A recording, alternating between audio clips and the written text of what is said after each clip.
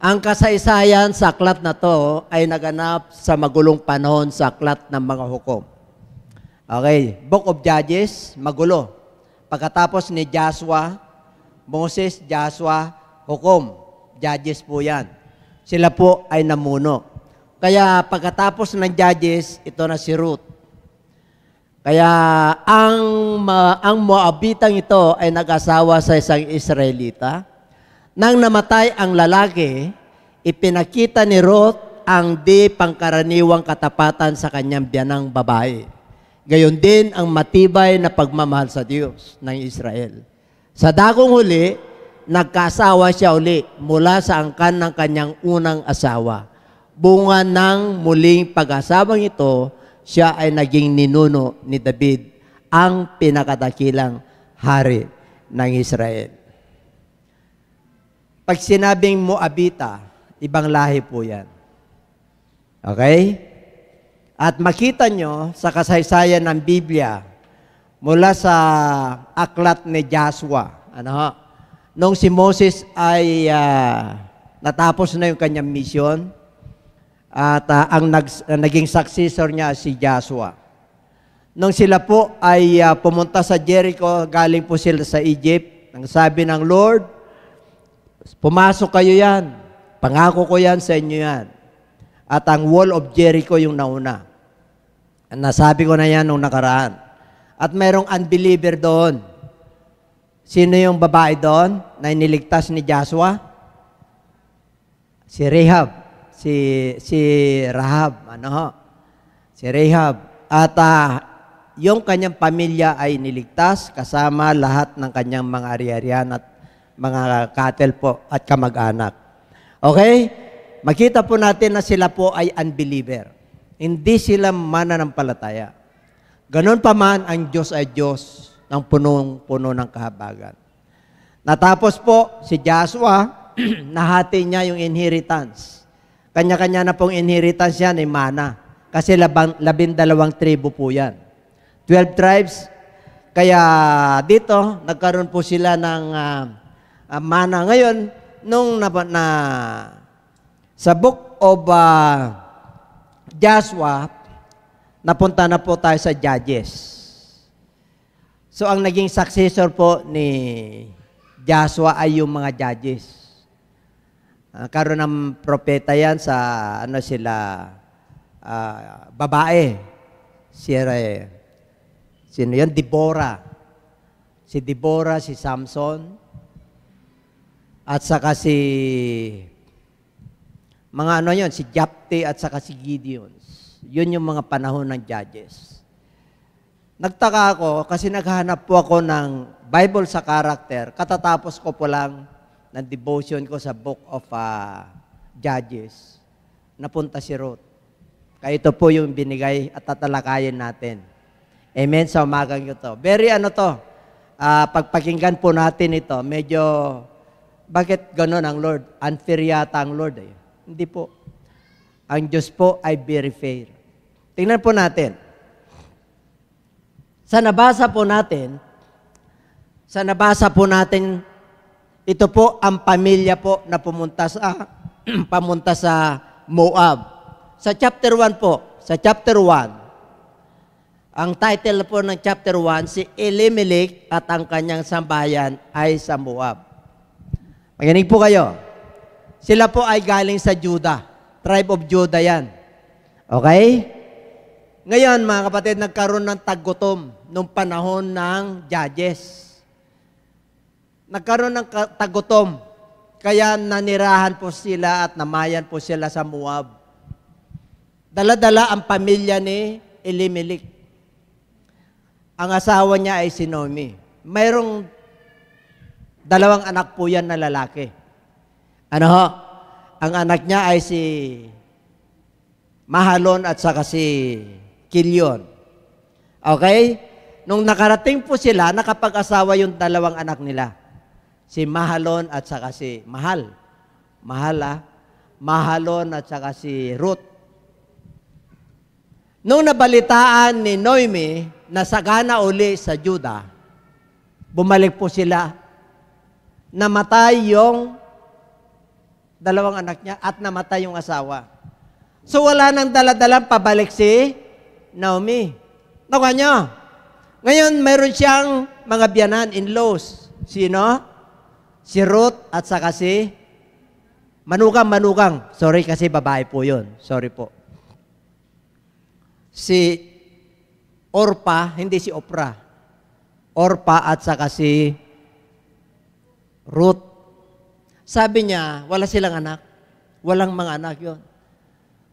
Habang papawi sa Juda, pwede bang umuwi na lang kayo? Kasi mag-asawa na lang muli kayo para magkaroon kayo ng bagong buhay at bagong tahanan. Hindi umiyak po yung mga manugang niya. Sabi niya, hindi po pwede. Ngayon, hanggang na-convince niya, yung isa si Orpa, nagpaalam po siya. Bumalik po siya sa kanyang ina, sa kanyang parents, sa kanyang tahanan. Kasi balo na rin po siya. Ngayon, ang naiwan ay si Ruth. Sabi niya, alis ka na rin kasi hindi na ako pwedeng mag-asawa, matanda na ako. Kahit na mag-asawa ako ngayong gabi, hindi na ako pwedeng hindi mo na maintain na mag-asawa kasi yun ang ugali nila eh. Amen po? Kailangan yung lahi. So, in other words, sa madalit salita, si Ruth po ay talagang kung ano yung pupuntahan mo, doon ako manirahan. Kung sino yung pamilya mo, yun ang pamilya ko na rin. Kung sino yung Diyos mo, yun din ang Diyos ko. Amen? Alam nyo, iba ang Diyos ng Moabita. Tatandaan po natin, iba ang Diyos ng Moabites, iba ang Diyos ng Israel. Kaya pag nakipanayam ka ron, okay, for how many years, siyempre po, sila po ay mananampalataya kumbaga sa ating panahon. Nandun kayo, puro kayo Pilipino, punta kayo sa ibang Mindanao, iba na yun, di ba? Iba po, Mindanao. O iba na po ang pananampalataya nila ron, paniniwala. Parang ganun po ang nangyari. Kaya dito po, bakit natin pinapag-usapan ito? Na naging bahagi si Ruth sa lahi ni David. Kinig po tayong lahat. Alam nyo bilang mananampalataya, ang kailangan po natin dito pag nakakilala ka na sa Lord kahit saan ka mapunta, huwag mong ipagpapalit ang Diyos mo. Amen? Huwag mong ipagpapalit ang Diyos mo. Kahit mapunta ka sa Middle East, iba na po ron. Kahit mapunta ka pa sa China, mapunta ka pa sa Russia, iba't ibang paniniwala. Pero kung nakilala mo ang Diyos mo, talagang hindi ka dapat magbago. Alam niyo kung bakit? Titignan mo yung tunay na Diyos, papagpalain ka talaga. Kahit saan ka. Okay? Palapakan nga natin ang ating Panginoon. Kaya, dito po, nung dumating po sa Juda, di ba ikaw si Naomi? Ano bang Tagalog ng Noemi? Noemi sa Tagalog, Naomi sa English. Ikaw yung Naomi na nung umalis ka, ang pangalan mo, ang meaning ay babae kang mapalad. Nung pag-uwi niya, huwag niyo na akong tawaging babaeng mapalad.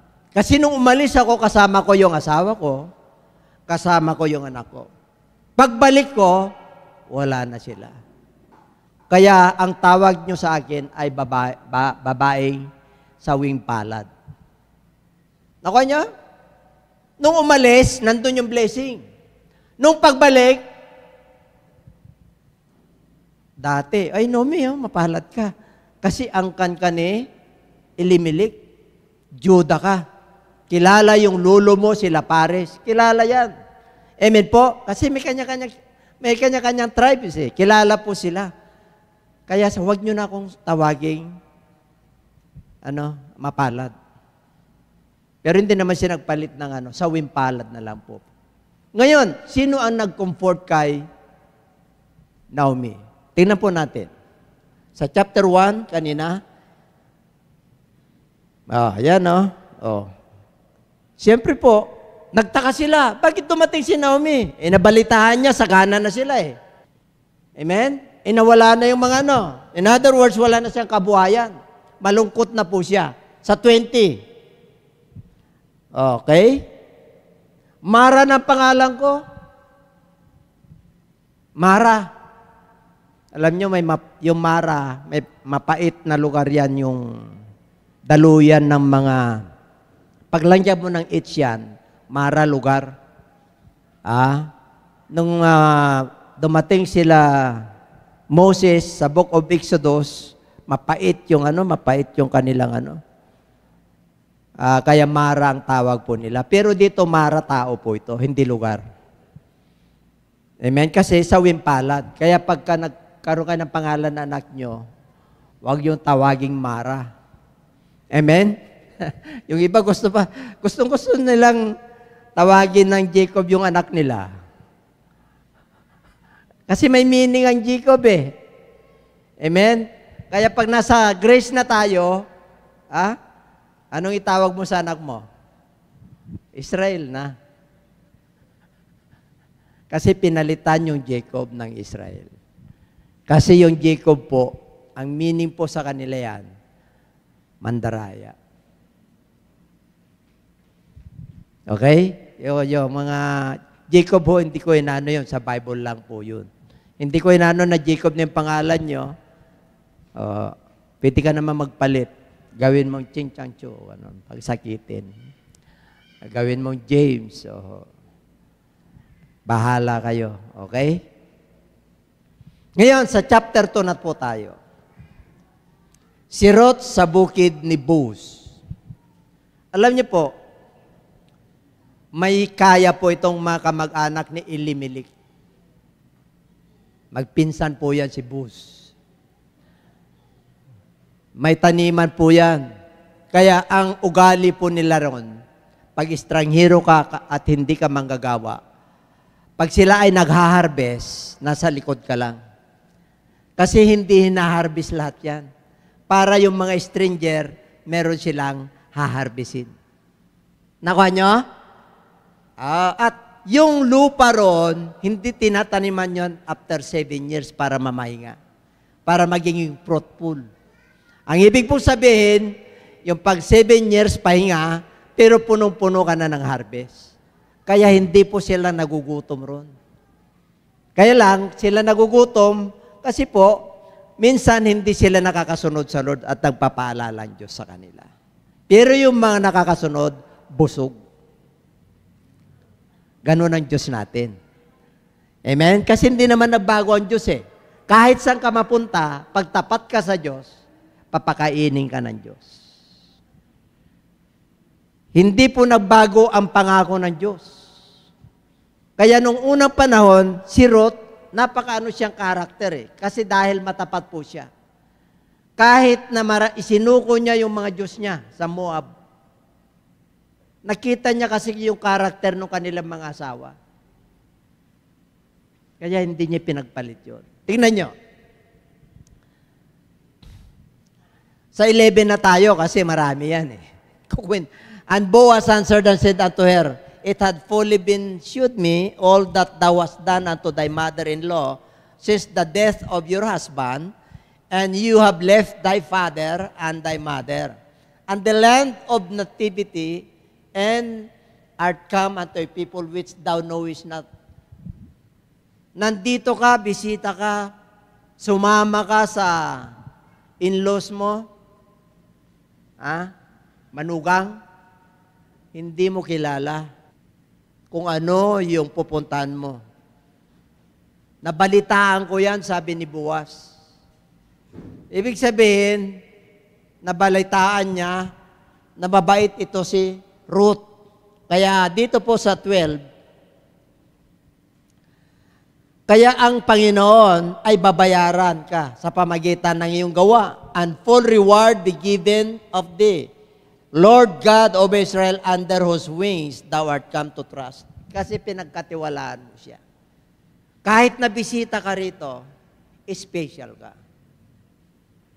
Alam nyo, kahit saan tayo pupuntang lugar, pag ang Diyos ay hindi, yung katapatan mo, makikita nila yung liwanag eh. Nakuha nyo? Okay. Sino yung mga, ano dito, oh? Hindi sa kanyang bagwis, pag ikaw ay nagtitiwala sa kanya, full reward, pabayaran ka ng Lord. The Lord God will recompense you. Kayo ba'y naniniwala ron?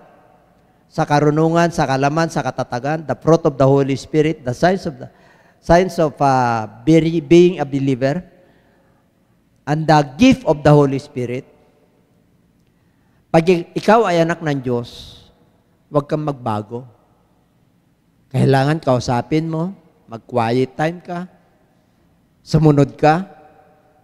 Okay? Bakit Women's Day ngayon? Saan ba'y binabase yun? Bakit women's? Kababaihan. Na anong edad? Kasi may ano tayo stages ng women's. Pag sinabing women's, sa palagay ko, akin lang ito Kasi meron tayong infancy, meron tayong toddler, meron tayong teenage. Ang 18 po, legal age. Hindi pa women yan. Ang women po, pag nakagraduate na, nandun na yung kanyang, mag-asawa na ako, magpapamilya na ako. Meron akong obligasyon, mag-iipon na ako. Nakuha niyo? Kaya yung mga kabataan na 18 ngayon hanggang 24, palagay mo na, kasi napakadali ang panahon.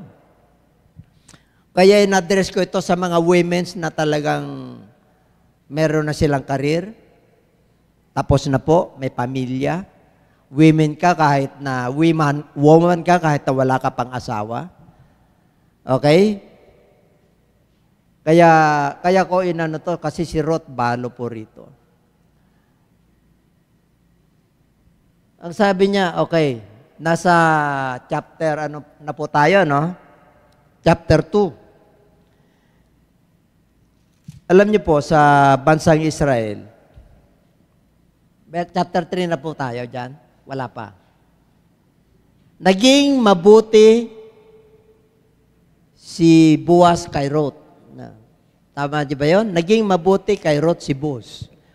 Ang English po niyan, Boaz. Tagalog po kasi yan Boaz. Ang English po niyan, Boaz. Naging mabuti, bakit? Kasi naghahanap ng mapapangasawa. Alam nyo, may kaugalian at tradisyon ng mga Israel. Meron rights, yung panganay. May rights po yan. Now, wari may property si Elimelech na naiwan. Yung pinsan niyang panganay, yun yung pwedeng bumili. Kasi may naiwan si Elimelech. Patay na si Elimelech. Patay na rin yung dalawang anak niya na lalaki. Sino ngayon ang magmamana? Wala, kasi babae yung asawa. Ang magmamana po, dala-dala ng apelido, sino? Lalaki o babae? Lalaki ang magdadala ng apelido. Kaya may mga bansa na walang middle name. Hindi dala-dala yung apelido ng babae. Sa Japan, wala. Sa ibang bansa, wala. Ang dala lang nila ay yung apelido ng lalaki. Kaugalian po nila yun. Okay? Dito po, naging mabuti. Si Ruth, kay Ruth si Boaz. Bakit po? Kasi laging nakikita yan. Sabi niya, sabi ni Noemi sa kanya, punta ka kay Boaz. Matulog ka ron. Hindi ka nung kasi yun ang tagapagmana pag nagkaanak sila Kasi doon walang, kahit natatabihan mo yon, pag lasing na, pag nakainom na, matutulog na tabi ka, doon ka lang sa paanan. Nung nakita ni Boaz na nandun si Ruth, anong ginagawa mo rito? Inano niya pa niya, pinaglingkuran niya. Okay, ito ang tanda natin sa chapter 3 na. Pupunta ako doon sa matatanda sa gate, mga elders. Mag-advise na po siya, maghanap siya ng signs. Nakuha nyo? kung siya talaga ang mapapangasawa niya. Chapter 3 na tayo. Yung mga matatanda nandun. Ang unang pumunta yung pinsan niya. May pinsan po siya dyan sa chapter 3. Okay, pinsan. Ikaw na yung tagapagmana, ikaw na yung bibili, ikaw yung may karapatan kasi ikaw yung panganay. Patay na si Elimelech eh. Ikaw yung may karapatan. Kaya lang, pakakasalan mo si Ruth. Hindi niya papakasalan. Bakit? Ayaw niya eh. Unang-una, si Ruth ay Moabita. Pangalawa, may asawa na siya, balo. Mahirap yun, di ba? Tinanggihan niya. Kaya pinsan, ikaw Boaz, ikaw na lang. Kasi yun ang ano dun eh. Pakasalan mo kasi nagano yung kanyang nadungisan na yung kanyang ano eh. Kasi natulog po siya doon sa panan niya. Nakuha nyo? Hindi niya ginalaw po yun kasi yun ang customary po nila. Kaya nung nakita niya yung pinsan niya, ay, hindi ko papakasalan, ikaw na lang. Ikaw yung may karapatan. So, ibig sabihin yun yung kalooban ng Diyos para sa kanya. Nandun yung mga matatanda, kaya nagbintahan po. Ngayon, nung nag-asawa na po sila, meron bang chapter 3 na, Kwan? Then Naomi, hindi yung chapter 3 muna. Her mother-in-law said unto her, My daughter, shall I not seek rest for thee, that it may be well with thee? Ito ang pakinabang mo. Ito ang magandang gawin mo. Kaya tinuruan po siya sa kaugalian ng mga Hudyo. Kasi hindi naman alam ni Ruth yun eh. Kasi banyaga po yan, hindi niya alam ang kanya nilang kaugalian sa pag-aasawa. Nakuha niya, balo po siya eh. Kaya sabi niya, kung ano yung tradisyon niyo, kung ano yung Diyos niyo, kung ano gagawin mo, ako gano'n na rin. Kasi inlo kita, mahal kita. Naging tapat po siya. Kaya kahit na anong iutos yung kanyang, ano yun? Mama, manugang? Manugang? Biyanan? Biyanan? Biyanan ba yung babae sa babae? In-laws, mother-in-law. Okay. Sorry kasi ninano ko, biyanan at saka yung bilas at saka yung manugang. Ano yung bilas? Hindi ko na lang, basta turuan nyo na lang ako, baka Okay, meron pa bang chapter 3? And it came to pass at midnight, that the man was afraid and turned himself, and behold, a woman, si Boaz yan, nandun po. Kasi yun ang utos ni Naomi sa kanya. Ano ka lang, pag medyo nakainom na, medyo nakatulog na, doon ka lang sa panan. Ayusin mo yung paa niya. Yun na po. Hanggang 10 po yan, 9. Sino ka? Si Ruth. Ito yung katulong mo. Ito yung spreader for this. Ibig sabihin, pinaglingkuran niya. Kasi kamag-anak niya yung kanyang asawa. Okay? Namatay. Nabalo siya. Okay, 10. And he said, Blessed be of the Lord, my daughter, for thou hast showed me more kindness in the latter end that at the beginning, inasmuch you follow not a young man, whether poor or rich. Hindi ka pumili ng bata, kasi may edad na yan si Boaz. Pinili mo ako. Parang ganun eh. Hindi ka na namili. Siyempre, maganda po yan si Ruth. Bata-bata pa, wala silang anak nung asawa niya eh. Walang anak din si Orpa, wala rin. Kasi pinaintulutan niya nang wala silang anak. Ito yung pinaka-climax mamaya. Doon natin makikita kung gaano kabuti ang ating Panginoon. Okay, para makita po natin kung bakit nakuha si Ruth na karakter at nagkaroon ng Book of Ruth. Sa Bible, samantalang Moabite siya. Hindi siya Hudyo. Kasi may ginawa po siya. Amen? Kaya pag ikaw ay mananampalataya na matapat at may ginagawa ka sa Lord, sigurado po i-bless ka. Maraming paraan ng Diyos na i-bless ka. Sa kabuhayan, sa kapayapaan, sa friendship. Maraming paraan ng Diyos. Amen po? Dito, pinagpala po siya ng kayamanan. At ang naging lineage ni Ruth ay hari. Take note, unbeliever yun. Ibang lahi po yun. Kaya dito, kung ano man yung kanyang tradisyon ng Hudyo, talagang matapat siya sa kanyang in-law, mother-in-law. Kaya dito po, sabi ni Boaz sa kanya, okay, my daughter, kasi bata-bata eh. Okay, itong gagawin. Kasi nagpakita ka ng kabaitan sa akin. Okay, mula nung magkakilala tayo hanggang ngayon. Oh, hindi mo sinunod yung mga may crush sa'yo. Parang gano'n eh. Ako pa rin yung sinunod mo kahit na, sabihin mo na, medyo 30 or 40 years na, palagay mo na si Boaz. Okay, ano pa? Meron pa ba? Ito na. Napangasawa ni Boaz si Ruth. Ibig sabihin, nakapasa lahat.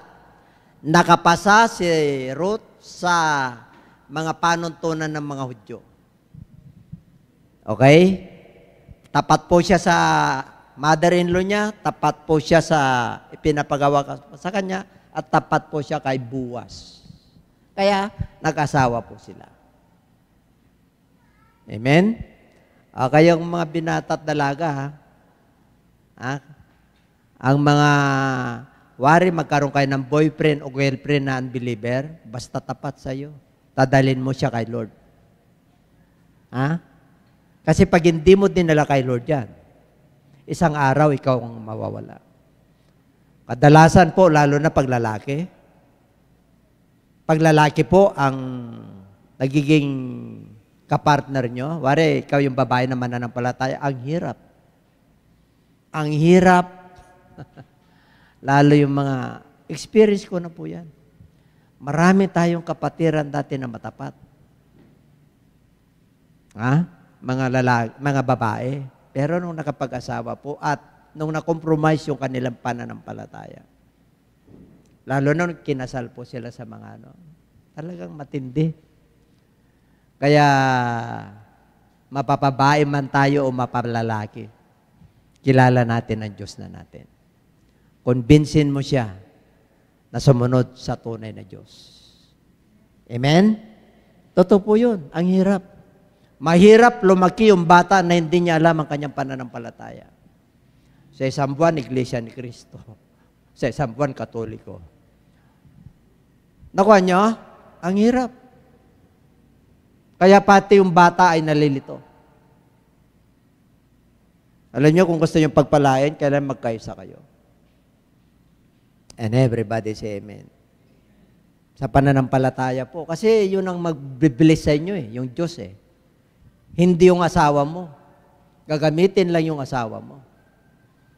Amen. Pero yung tunay na pagpapala, lahat ng areas ng buhay nyo, ang Diyos ang mag-bless sa inyo. Maring i-bless ka sa trabaho, sa pera, pero sa spiritual, bankrupt.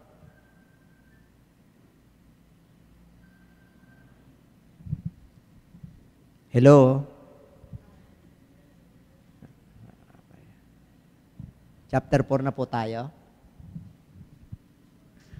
Si Boaz po, ito na po yung sinabi ko kanina. Yun yung kaugalian nila Okay, ito yung kamag-anak niya. Redeem for myself, my own inheritance.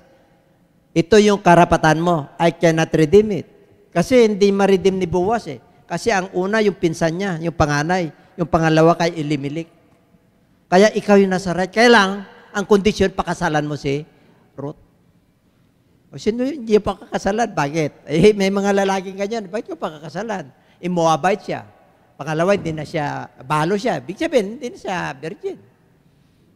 Ikaw na lang, binta ko yung karapatan ko. Kaya, si Boaz ay tuwan-tuwa. Amen? Tuwan-tuwa si Boaz. At tuwan-tuwa rin si Ruth. Tuwan-tuwa rin si Ruth. Bakit po? Wala siyang anak Alam mo, yung nung nagkaapo si Naomi, yung anak niya na isa, 7 ang equivalent na lalaki. Nakakita na kayo ng isa lang yung anak nyo, pero yung equivalent 7. Ano ibig sabihin? Nakakatuwa, di ba? Nakakita na kayo ng batang kuskusin? Yung batang kuskusin. Pero kuskusin talaga. Pero nakakita na kayo ng mga batang gwapo talaga, kahit nagusgusin, gwapo pa rin. Meron ba yan? Meron. Naman nyo? Yun lang, pinagpala ka na eh.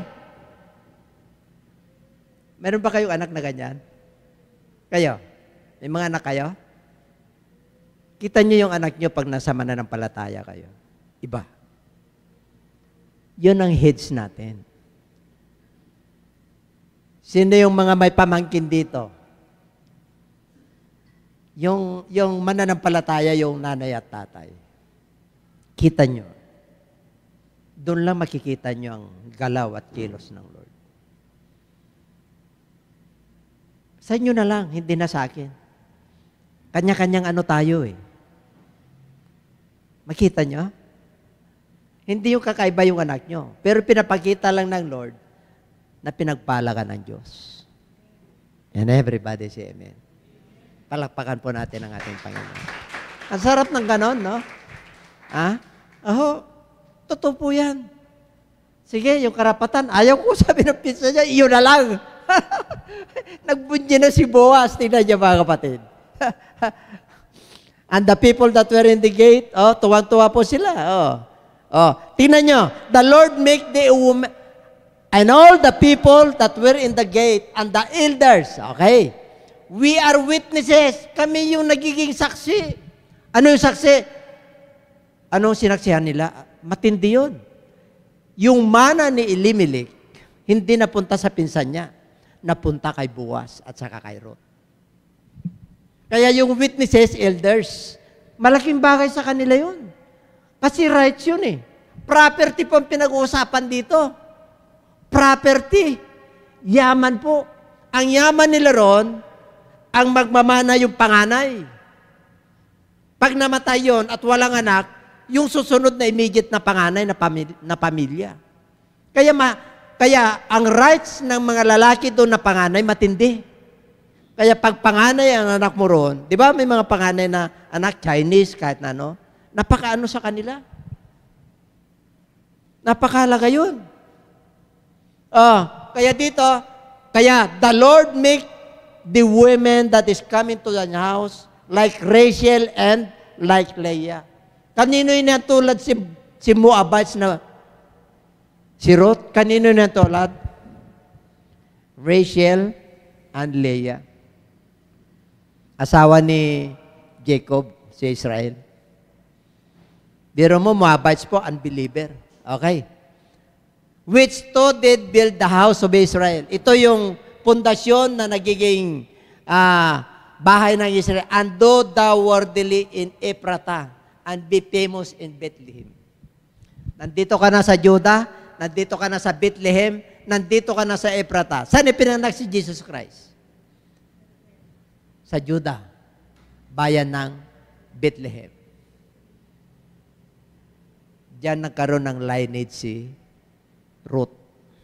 Galing sa Moab, unbeliever yun. Ang angka nun sumasamba sa Diyos-Diyosan. Pero nalahian po siya ng Hudyo. Tingnan nyo.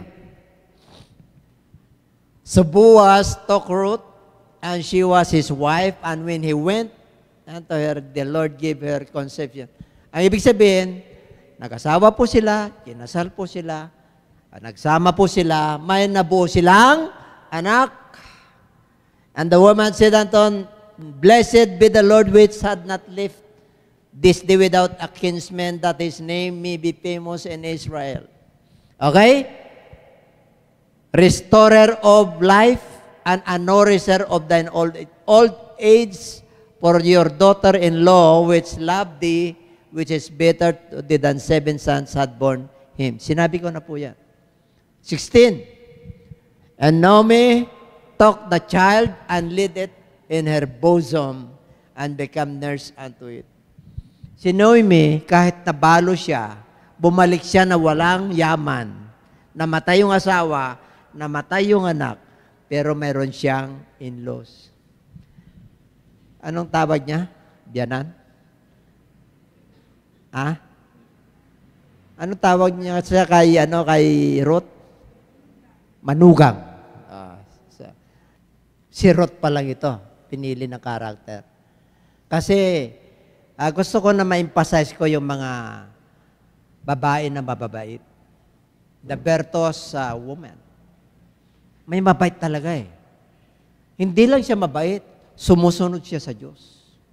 Yun ang pinakamatindi doon. Mabait ka na, nasa Diyos ka pa. Ay, ang ganda mo talaga. Oo, sino ba? Di ba, nakuha nyo? Ang ganda nung ganon. Talagang hindi mo ipagpalit eh. Oo. Kaya kung gusto nyo na matapat kayong mag-asawa, ang nasa gitna nyo na mamagitan lagi si Lord. Yan ang sikreto po. Okay? And the woman give it a name saying, there is a son born to Naomi. Yung apo niya. And they called his name, ano daw? Obed. Oh, kama. Di ba? Obed. The father of? Grabe. Sino ang lineage ni Ruth? Sino ang anak ni Obed? Si Jesse. Sino ang tatay ni David? Si Jesse. Sino ang lolo niya? Si Obed. Sino ang lola niya? Si Naomi. Sino ang nanay niya? Si Ruth. Yung nanay niya, Hudyo? Moabites, ibang Diyos. Alam nyo, nung nabasa ko po ito, ako, grabe ang Diyos.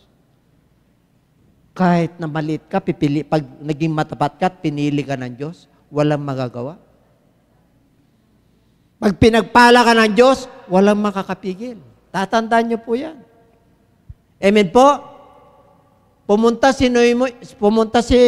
Ruth, wala siyang kakilala. Nung pumunta po kami rito, wala kaming kamag-anak. Wala kaming kilala. Naglingkod lang kami sa Lord. Amen? Sabi ng iba, laki naman ang bahay nyo. Ako hindi malaki yan, 100 meters lang yan. At tingin nila palasyo. At taas kasi yung labatas doon eh. Taka mo, inatid yung sasakyan kapon eh. Laki naman ang bahay mo.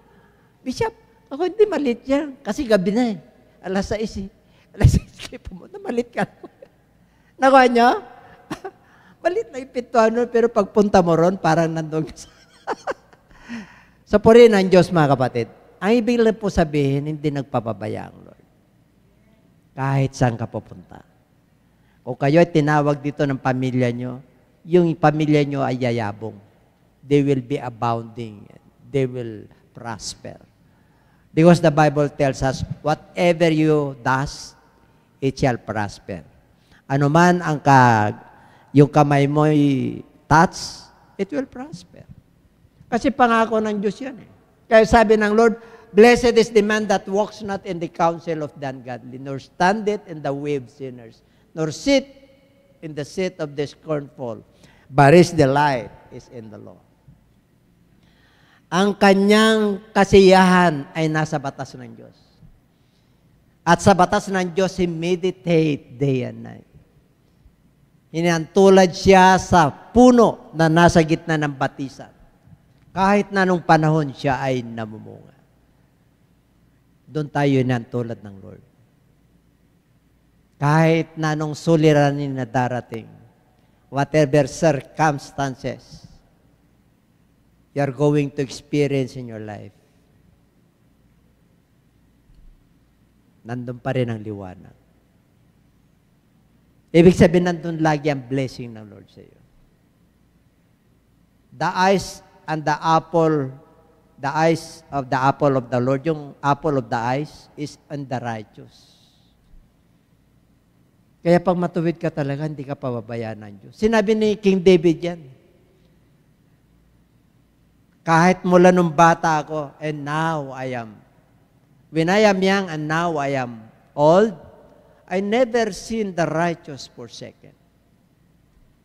Nakita ko yan mula nung ako'y naging mana ng palataya. The Lord never forsake us. Whether in the ministry, whether in the family, whether in the brethren, or whether in the job or works, God never forsake you. And everybody say amen. Palakpakan po natin ang ating Panginoon. Ganong kabuti ang ating Panginoon. Biro mo, now these are the generations of Pares. Pares bigat Hezron. Okay, naging tatay niya si Hezron. Ilang generation yan?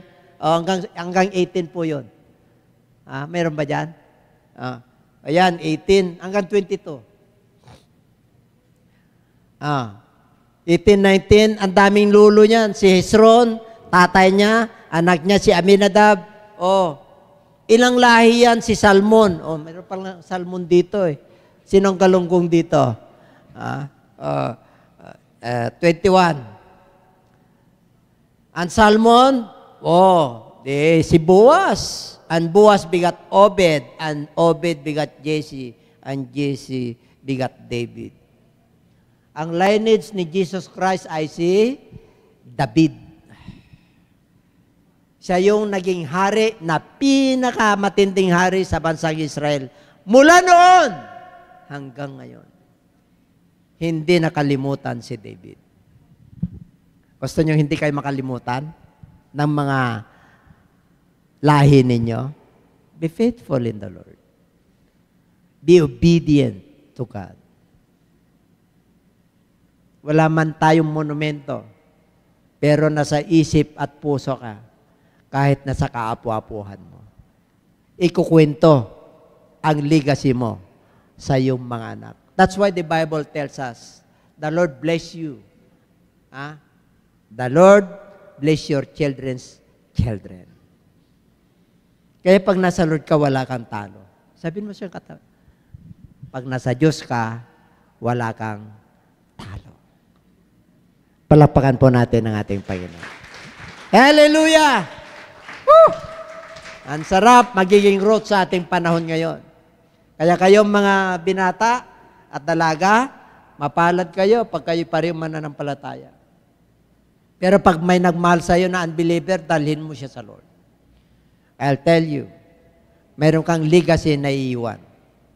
Alam niyo, sarap ng legacy. Billions of human beings on this earth.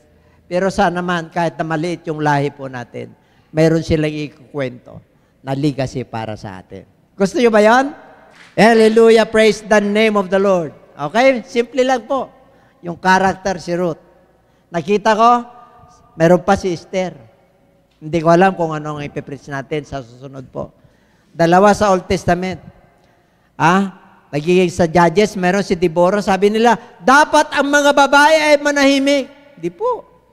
Lalo na sa panahon natin ngayon, ang babae nangangaral na. Wala nang babae, wala nang lalaki, wala nang Hudyo, wala nang Grego. Lahat tayo mananampalataya, pantay-pantay tayo sa tingin ng Diyos. Kaya yung grace na nakuha natin kay Lord, gamitin po natin yan. Yung pananampalataya po natin, puhunan po natin yan. Para ikaw ay umangat, para ikaw ay mag-level up, whether in prosperity, gusto nyo ng yaman sa mundong ito, according to your faith, it shall be done.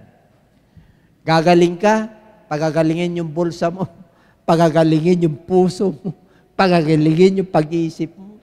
Lahat blessing kay Lord. Pag-asa, pag-ibig at pananampalataya. Kinumplito ka na ng Diyos eh. To whom shall we go? Saan pa tayo pupunta? Nalasap na natin ang kagandahang loob ng Diyos. And everybody say amen. Hallelujah. Tulad ni Ruth, unbeliever, pero naging matapat po siya. Sumunod pa siya sa kanyang mother-in-law at nagiging lineage po siya ng hari. Alam niyo mga kapatid, hindi man hari yung lineage natin ngayon.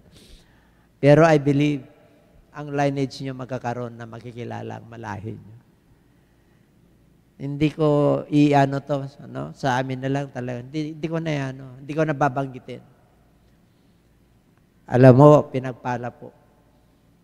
Kahit na wala kaming kakilala rito, ang Diyos po ang nagtaas sa amin. Purihin ang Diyos. Amen po. Yung pamangkin ni Pastora, sabi niya, 5 million yung views niya. Mabait kasi yung mga kapatid nito. 108 yung score niya. 108 yung score niya pag nagbabasketball po. Forward. Yung babata pa yun eh. Yung kapatid po noon, namatay sa basketball din, nagkaroon ng cancer, pero naging inspirasyon niya, bata pa. Nasa social media po. Puntanyel, ang pangalan niya? Maxel, nasa 5 million views. Ano po yun? Basketball, kinukuha ko sino-sino yung school, pero ayusin niya muna yung pinanggalingan niyang school. Pinagagawan po siya. Yung mama niya, nabaptize po. Yun yung tatay niya po, yung si Kuya Jess, yung panganay nila. Mababait kasi yung mga, kahit yung yung mga, talagang meron ka, amen? At, talagang itataas ka ng Diyos. Ang sarap ng ganun, no? Isang araw makita niyo yung lahi niyo. Merong isang magano. Kasi sinabi ng Lord yun eh. Magkakaroon ka na manggagaling sa balakang mo ng mga prinsipe, hari at mga reyna. Hindi man reyna literal, hindi man prinsipe, pero may mga ibang bahagi sa buhay natin ngayon na ipapakilala ka at ibabantog ka ng Diyos. At pag ibinantog ka ng Diyos, huwag ka naman masyado mataas. Kailangan nandun pa rin yung kababaang loob.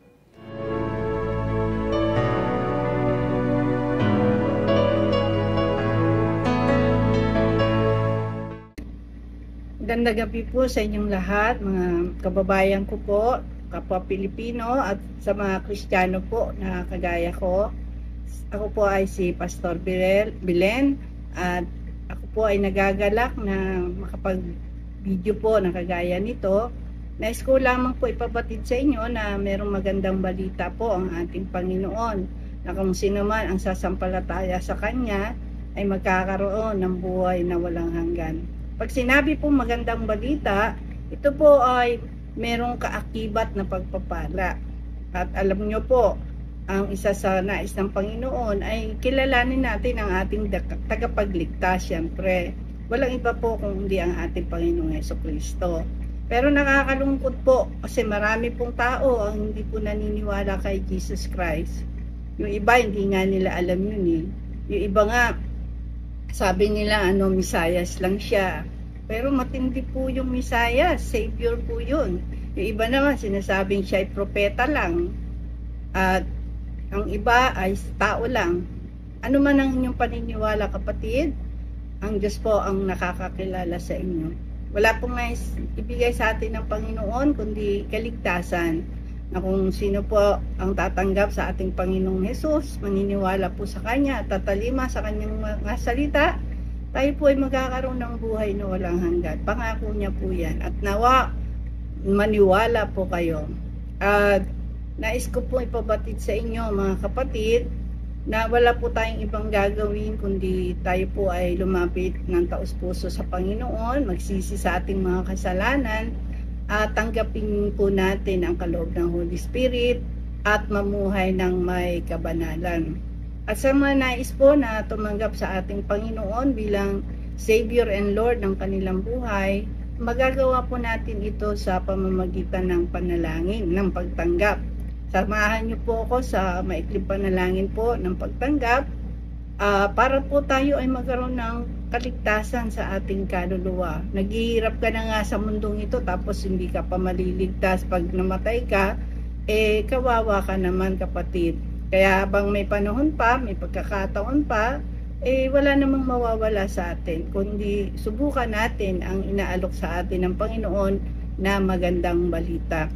Sa totoo lang, mga kapatid, ang kasulatan po ay hindi ginawa para lamang po sa matutuwid na tao. Ang kasulatan po ay nagawa dahil nais ng Panginoon abutin po ang mga taong makasalanan. Yung mga taong walang ginawa kundi kasamaan. Yung mga tao na walang inisip kundi ang mga gawa ng kaaway. Mga tao na walang pagkilala sa ating Panginoon. Nakakalungkot man, sila po ay mapapahamak kung di po makakilala sa ating Panginoon. At kaya po tayo ay binibigyan ng Panginoon ng pagkakataon sa gabi ito na tanggapin po natin siya sa ating buhay. Kung nais niyo po na tanggapin ang ating Panginoon bilang Savior and Lord, bagamat yung iba hindi po talaga naniniwala sa salita ng Lord, ay kapatid, kawawa ang iyong kaluluwa.